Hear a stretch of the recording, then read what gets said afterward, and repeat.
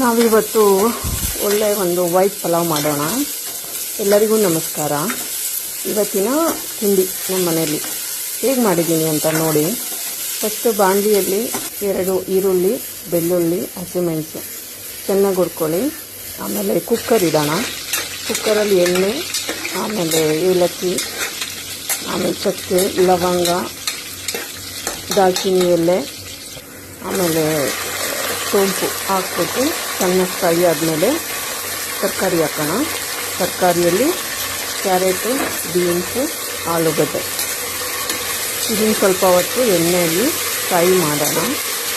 ಚೆನ್ನಾಗಿ ಫ್ರೈ ಮಾಡಾದಮೇಲೆ ಇದಕ್ಕೆ ನಾವು ಸ್ವಲ್ಪ ಉಪ್ಪು ಹಾಕೋಣ.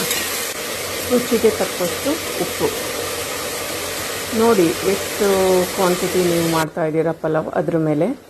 ಆಮೇಲೆ ಹುರಿದಿಟ್ಟಿರೋಂತಹ ಮಸಾಲ ಈರುಳ್ಳಿ, ಬೆಳ್ಳುಳ್ಳಿ, ಹಸಿಮೆಣಸನ್ನ ಚೆನ್ನಾಗಿ ರುಬ್ಬಿಟ್ಟು ತರಕಾರಿ ಜೊತೆ ಮಿಕ್ಸ್ ಮಾಡಬೇಕು.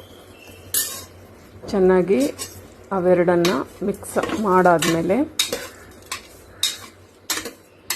ಅದಕ್ಕೆ ಚೆನ್ನಾಗಿ ಫ್ರೈ ಮಾಡೋಣ ಎಣ್ಣೆಯಲ್ಲಿ.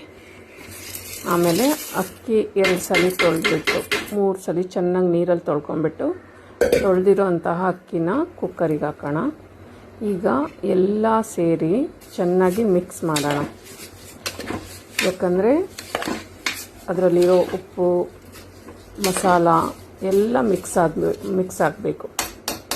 ಮಿಕ್ಸ್ ಆದಮೇಲೆ ಅಳತೆಗೆ ತಕ್ಕಷ್ಟು ನೀರು, ನಾನಿಲ್ಲಿ ಕೈ ಅಳತೆ ಹಾಕಿದ್ದೀನಿ. ನೀವು ಬೇಕಾದರೆ 1 ಗ್ಲಾಸ್ ಅಕ್ಕಿಗೆ 2 ಗ್ಲಾಸ್ ನೀರು ಆ ಮೆಷರ್ಮೆಂಟಲ್ಲಿ ಹಾಕಿ. ಸೊ ನಾವು ಮಾಡಿ ರೂಢಿ ಇರೋದ್ರಿಂದ ನಾನು ಕೈ ಅಳತೆಯಲ್ಲಿ ಹಾಕಿದ್ದೀನಿ.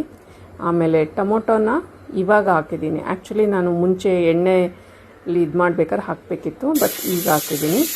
ಎಲ್ಲ ಹಾಕಿ ಎಲ್ಲ ಮಿಕ್ಸ್ ಮಾಡಿ ಕುಕ್ಕರ್ ಮುಚ್ಚಳ ಮುಚ್ಚಿ 1 ವಿಷಲ್ ಆದಮೇಲೆ